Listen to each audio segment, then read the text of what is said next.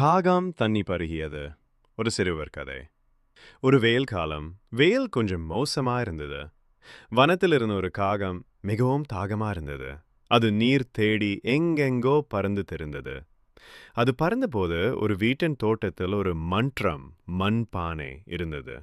அந்த பானைக்குள் கொஞ்சம் மட்டுமே தண்ணீர் இருந்தது. காகம் மனத்தில், ஓ, இங்கே தண்ணீர் இருக்கே, ஆனால் இது ஆழமாக இருக்கிறது.